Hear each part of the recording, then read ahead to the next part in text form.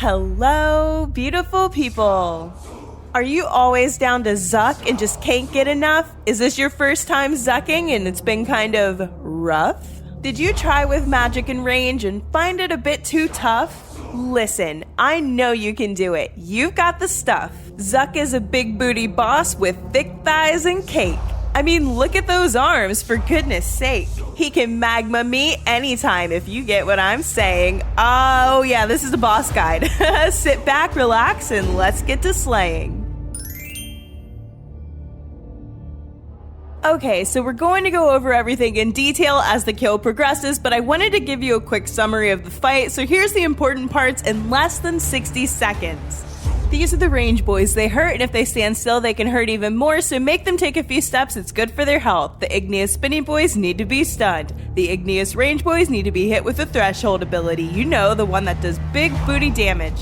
The bubble boys can only be harmed after you invade their personal space. The big cats have a pretty nasty magic bleed, so watch out for that. Just devotion or something. The bats sap your prayers, send them to hell where they belong. The Igneous waves are waves 4, 9, and 14. The challenge waves are 5, 10, and 15. You'll have to kill all the spinny boys in the first challenge, use big booty hits for the second challenge, and survive the third challenge. Jad waves are 6, 11, and 16. Single Jad, then double Jad, then triple Jad. That's a lot of Jads. Har-Aken wave 17, Zuk wave 18. Any questions? No? Perfect. Let's go. The southeast corner is going to be our home base. We can hide behind these rocks and easily block most of the minions that are going to spawn during the waves. At the start of wave 6, for the first Jad wave, we're going to hide behind this rock here at the north of the room near Zuk. During the second and third Jad waves, 11 and 16, we're going to hide behind the bottom of the rocks in our southeast corner. Okay, now that we know where we're standing, let's go ahead and talk about what we're bringing to the fight before we jump in there. Like I said, we're going to be doing this thing with necromancy. So, bring some deathwarden robes for the dodge chance. I mixed in some death dealer pieces for the passive deathmarks as well. They honestly helped knock out some enemies along the way, and it was nice. And yes, of course, I have scavenging and looting on my armor, because if you ain't scavenging, you ain't trying. The Essence of Finality does not have a weapon special in it. You can substitute your best neck piece. We haven't Zucked yet, so I threw on my max cape since I didn't have a spare necromancy kiln cape lying around, and yeah, I didn't feel like getting one. The quiver is literally just for the prayer bonus, and the Asylum Surgeon's ring is a nice option if you don't have anything better. I mean, this is relatable, remember? Like I always say, this is just an example of something that you can bring. It's a very simple setup, and you should always replace everything with the best that you have. For this fight, I used the Scripture of Jas and the Majorat Aura. We are keeping the inventory very simple. The Shard and Excalibur are good for heals and prayer, and just generally good to bring to fights. The Vit Pot is for emergencies. I mean, sometimes things happen, and it's good to have an insurance policy. I did use Penance Powder to help restore some prayer points. If you don't want to do that, just bring some more Super Restores so you don't run out. Make sure you have Ectoplasm to conjure your battle buddies and Necromancy runes so that you can use Bone Shield, Darkness, and Threads of Fate, and you're ready to rock and roll. Oh, and I brought a Hellhound to the fight, but trust me, there is no shame in the Pack Yak game. Now that we know what we're bringing, let's go ahead and start the fight. I'm going to do my wonderfully horrible live commentary for this one. This is an entire fight from start to finish at 1.5 speed because we don't have all day. I mean, we do, but you know, you're a PVM legend who has things to do and places to be. Alrighty then, we're starting off in the southeast corner, but the first few waves aren't so bad, so feel free to run out when you want to and be the tank master that I know you are. You're also going to want to make sure that you cast the Darkness incantation right off the jump. Every time you see it say dodge where my character is, that's Darkness working or the deathwarden set effect. We never know which one really, right? Darkness is going to give you a 20% chance to dodge incoming attacks, and it goes so hard here. And every piece of deathwarden robes that you wear adds 2% to that dodge chance. It's honestly just so nice. You can see every time I start a new wave, I run back to my southeast corner, kind of reset myself in my home base, and trap some of these minions so that way I'm not tanking everything at the same time. If you remember earlier, I told you that we were going to need runes for Threads of Fate. So what Threads of Fate does is it takes an attack that only hits one target and makes it hit up to 4 targets around the one that you're actively hitting. That's right, any attack can be AoE. And that means that you can use it against the minions and clear these waves faster than ever. A little Threads of Fate, Finger of Death action is a really sick combo. Another thing that you want to keep in mind is that you definitely aren't going to need to use your tier 95 or tier 99 prayers while you're going through the regular waves. And if you don't want to do that and save on some prayer, I suggest it. I only use my overhead prayers during the waves, and I try to remember to turn on the tier 95 or tier 99 when I'm fighting like Jads, Har-Aken, and Zuk. Sometimes I don't remember to turn it on, but that's okay because we're DPS legends and we don't even need it. So the next wave is going to be the Igneous spinny boys, and we're going to need a stun. So what are the Necromancy stuns? Well, let's talk about it because you're gonna need to use them. The stun that I use most frequently is Soul Strike. Now for Soul Strike to work, you're going to have a soul available, like the blue dot above your head, just one. If you don't have any, you can just use the Soul Sap ability to get one real quick. And you see, it's easy as that. You stun it with Soul Strike, then you kill it, and then you move on and do that to the other two. Just focus on the Igneous spinny boys and ignore everything else. If you have a tier 70 guard, then you can use a special weapon attack called Death Grasp to stun the spinny boys as well. Okay, once we're done with this one, we're going to run over to Zuk and get ready to do big booty damage. So there are a few things that I like to try and do before I go ahead and press the special button on the screen to make those minions disappear and phase into attacking Zuk. You can vuln him while he's sitting in his throne before you phase. I Living Death, and I use my adrenaline renewal so that way I get some adrenaline, then I go ahead and phase, and we're gonna do big booty DPS. A little Finger of Death, maybe a volley of souls, and you phase pretty quickly. What you're gonna wanna do for the first special challenge is make sure that you're able to cast Threads of Fate. Continue attacking Zuk even after you phase so that you get adrenaline, and then go ahead and cast Threads of Fate and Finger of Death on one of the minions, and they're gonna go kaboom. Just individually attack whatever's left. They shouldn't have very much HP, and you're in there like swimwear. Next, we're going to walk behind this rock that's at the north of the room, kind of really close to where we were just standing during the challenge killing the spinny boys. This is a Jad wave, and the Jad is going to be trapped at the south of the room. This is going to allow us to attack all of the minions and deal with the Jad last by itself. Well, there is going to be a bat next to it, but that's okay as long as you don't run out of prayer. Which you definitely won't, because I know that you're a legend who has never run out of prayer in the middle of a fight before. You could probably soul split this part, but I often choose to pray against what's hitting me just to make sure that there's no, accidents. A little tip that I have for you, since you have Bone Shield with you, is to go ahead and use Resonance against the Jad and get some of your delicious HP back. I would also recommend throwing a little Vuln Bomb at the Jads, which I often forget to do because, again, I'm only human. It's definitely not necessary, but, you know, every little bit helps, right? Okay, once that first Jad is dead, we go back to our home base in the southeast corner and we continue to kill things. So do you see that lava coming out of the hole in the ground next to me? Yeah, that hot fire will do magic damage to you, so I don't recommend standing in it. I mean, I'm not gonna tell you how to live your life, and if you like tanking damage, then by all means, be my guest and stand in it. Who am I to judge if that's something you're into? You'll also notice that in the southeast corner, I tend to stand in the same spots. There's this spot right here where I'm standing now next to the wall that lets me kill the mobs to the north and block the ones that are to the west. Once there's only a few left in the wave, I do tend to step out of the corner and just do what feels right. I do really like bringing Death Dealer robes here too to mix in with the deathwarden because as you can see, things get deathmarked pretty frequently and it just makes the kills just a tiny bit faster. And I mean, faster is always better, right? Another thing that's important to remember is to recast Darkness when it runs out, and also if you've chosen to bring like a Reaver or a Hellhound or something, keep them alive. I am so bad at keeping them alive just because I forget that I have them with me. You can always drop a Prism of Restoration, you're going to need to bring runes for that, but I just put scrolls in my Hellhound and tried to make sure that at least for this video, I was on point keeping it alive. Another thing that you want to remember during the fight, just in general, is to make sure that you're using your Enhanced Excalibur and your Ancient Elven Ritual Shards so that way you save on food and you save on prayer.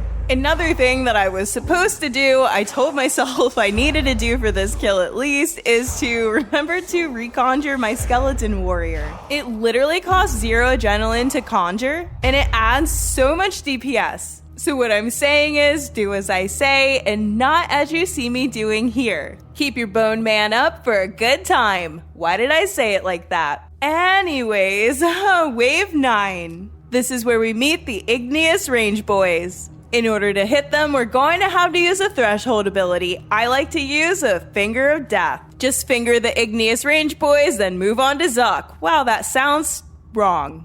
So these guys do hit kind of hard. What I like to do sometimes is, besides eating, use Devotion or Reflect, and it'll decrease the amount of damage that you're taking substantially and allow you to get through with your life intact. Okay, we have successfully rambled our way over to Zuk.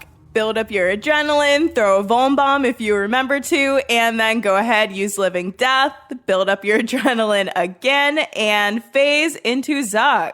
Then just do your big booty damage that you know how to do. Finger of Death, Volley of Souls, bada bing, bada boom. Okay, for the second challenge, only hits greater than 3,000 damage are going to register. This is a thick, tanky boy. What we're going to do is build up our adrenaline to 100 by continuing to attack Zuk even after we phase, then use Death Skulls on this guy, and then Finger of Death him into oblivion. If you don't have Finger of Death available, you can always use Volley of Souls. Once the second challenge is over, run as fast as you can to the southeast corner and stand south of the rocks. Not next to them, south of them. This is a double Jad wave, and what this is going to do is allow you to trap both of the Jads. This is going to allow you to kill almost all of the mobs that spawn during this wave, and then go calmly take care of the Jads one by one. I also just noticed that my darkness ran out. I don't know when. I wonder when I'm going to recast it. I think I do. Oh, there we go. I did it. Now, one of the mobs is going to be trapped with this Jad here, so be careful trying to res a heal. I wouldn't do it with this Jad. Wait till the last one. My Hellhound's HP is also looking a little spicy, so I wonder when I'm going to heal it. I don't know. We'll find out together because I am commenting as this happens. I have not watched the kill back since I recorded it. Okay, one more Jad, and then we're back to the southeast corner to go through the rest of the waves. As you can see, I am playing mostly manual. I do have a Revo bar with 3 abilities on it: Soul Sap, Touch of Death, and the basic Necromancy attack.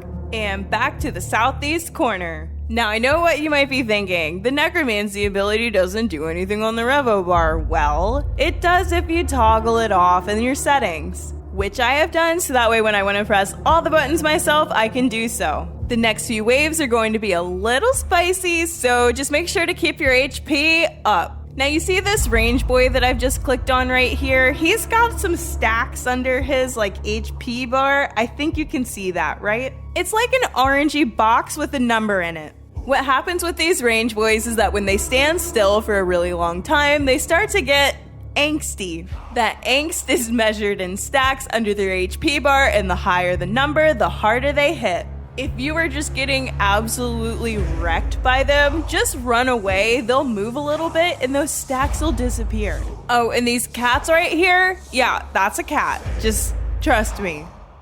Yeah, so these cats have a pretty gnarly magic bleed. Just use Devotion and move on with your life.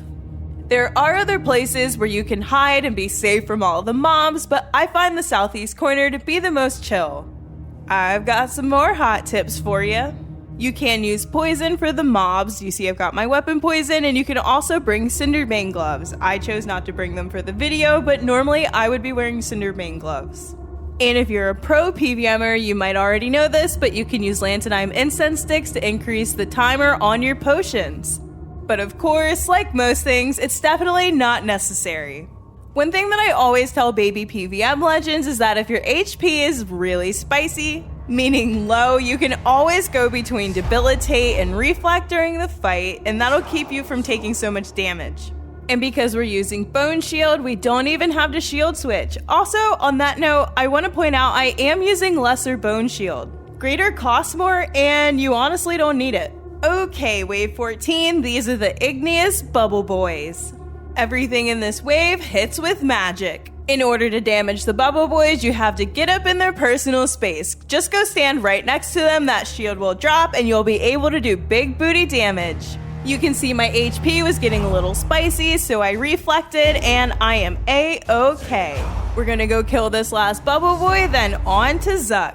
I don't think I've mentioned it yet, but in order to phase to the challenge ring, you're going to have to do 50,000 damage to Zuk. What happens if you don't do enough damage? There's a timer over his head, and if you don't do the damage by the time the timer runs out, you have to repeat the Igneous round and hit Zuk again. If it takes you 2 rounds, that's okay. Zucking is supposed to be fun. Take your time and be gentle with it. Okay, for the third special challenge, you just have to survive. There's gonna be 3 tiny boys who are gonna hit you really hard. What you're gonna do is resonance the first hit, and then barricade. I did accidentally hit reflect, that was not on purpose, just resonance and barricade, and you'll pass it, no problem. Then run all the way to the southeast corner as quickly as you can because it's triple Jad time, baby. This is going to allow us to take on the Jads one at a time. You can see I'm going to resonance the first hit and get an absolutely delicious heal. At this point in the fight, if it's not already on, you're probably going to want to activate your tier 99 or 95 prayer and keep it on for the rest of the time you're here. Honestly, for the most part, my experience here with Necromancy was pretty chill. I am not mad about it at all. Necromancy kinda does go burr. There are a lot of things that I could have done differently during the fight to make it go faster and do even more damage, but I was really just trying to keep it simple. I mean, I haven't even been turning on my damage boosting prayer when I should, when I normally would, and honestly, that's mostly just me not thinking about it. But I mean, it just goes to show that sometimes you don't need all the bells and whistles to get stuff done. Okay, the last Jad has fallen, and now it's time for Har-Aken. He's gonna come up on either the right or the left side, the east or the west, and you just run over and attack him. When you see the screen shake, he's gonna throw lava at you. Just move from wherever you were standing when the screen shook. He's also a thick tanky boy, so you're going to have to do big booty hits in order to damage him. If you get hit by the lava because you didn't move, you're going to lose adrenaline. That's that ish we don't like. Now Har-Aken is going to go for a swim. We're gonna kill this tentacle right here and run into the corner and just wait. Now when you see a message pop up on the screen about lava bombarding you, that means you're about to get hit. You can surge really far away, or you can just take a few steps away from where you were standing and you won't get hit. What happens is there's a ball of lava, and when it hits the ground, it shoots out in an X pattern. So just move like 3 steps north, south, east, or west, and you'll be in like the V of the X, and the lava won't hit you. Here comes the message. I moved over to the east a few steps, and I'm fine. But again, you can just surge really far away. Here comes Har-Aken. Let's finish him. Some attacks that you might want to use to damage Har-Aken could be the Volley of Souls, the Death Grasp special weapon attack, the Death Skulls, or even Finger of Death. After killing Har-Aken, you're gonna want to go over target Zuk and start building adrenaline. If you can start off with an ultimate ability, Living Death maybe, great. If not, you'll figure it out. You're an absolute legend with big booty DPS. You don't need me to tell you everything. But maybe Living Death when you can. Oh, and pray melee. So first you get hit with a stabby jab, but you're praying melee, so it's okay. When you see this text on the screen, you get a magic bleed, freedom, drink a super restore, and continue to hit the boss. Next, he's going to hit the ground with his sword. Just surge once and keep hitting the boss. He's going to do 3 auto attacks and then drop a bomb on you. Resonance now. The res won't heal you, but you won't get hit. You could also disruption shield if you're an actual pro gamer. Next, you're going to get stunned, so you're going to want to anticipate, or you can freedom once you've been stunned. This is the pizza phase. Run over to the Igneous spinny boy, use a stun on him, and then send him home crying. Oh, and do not stand in the fire, it doesn't feel good. Next, run over to the Igneous range boy, use a threshold on him, a little finger action, and kick his teeth in. Next, you're gonna surge over to the Igneous Bubble Boy, get up in his face, and do a hitty stomp stomp. Once this one disappears, you're going to get a button that pops up on the screen. When you push this button, you'll be safe and you can keep hitting Zuk. If you don't push this button in time, there's a timer over his head and you go kaboom, instantly sent to go see your friend Death. All of this repeats until you defeat Zuk. First, there's the melee hit. You're already praying melee, so you're just fine.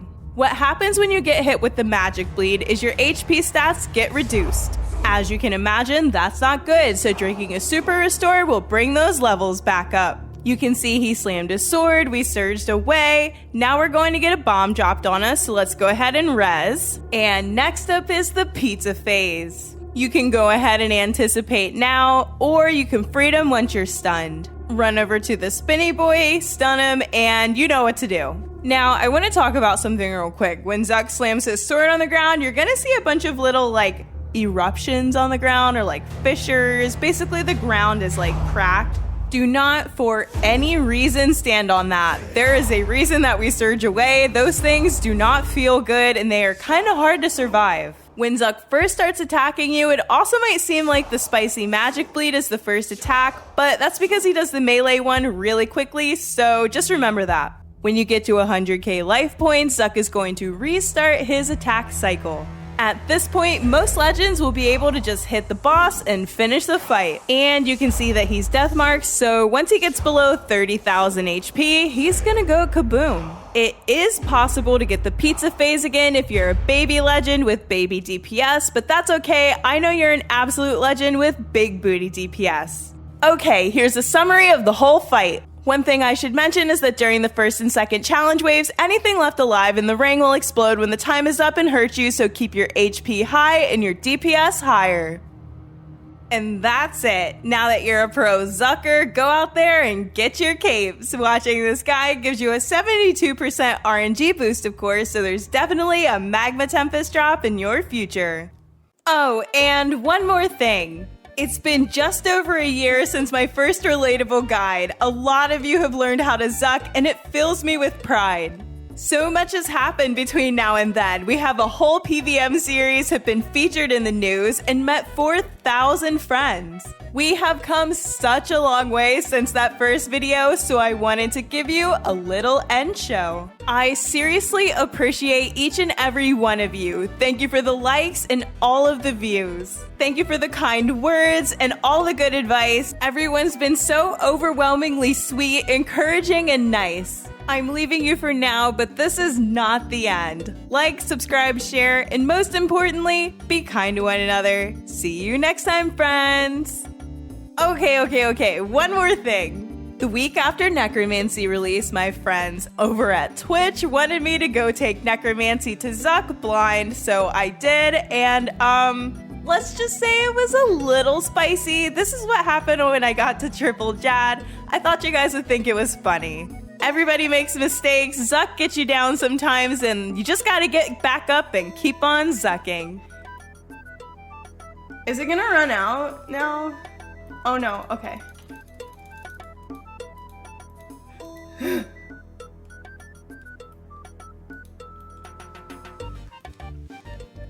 Am I gonna be out of range for these things, or is it gonna... Okay, let me just wait and let it...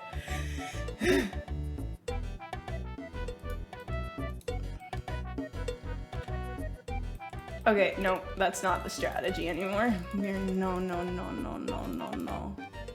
Nope.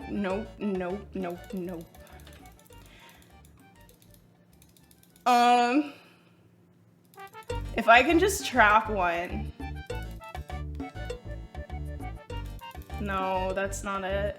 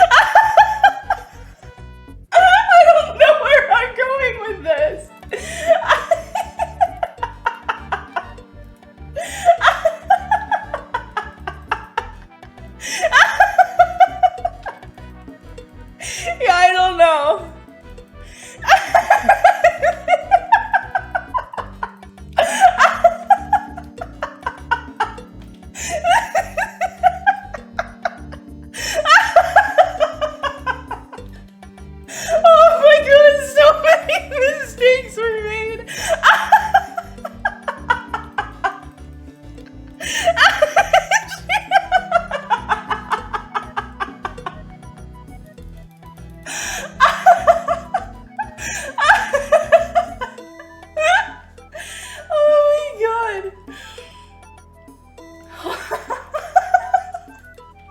Guys, he literally... I don't know what my prayer is. I can't see it.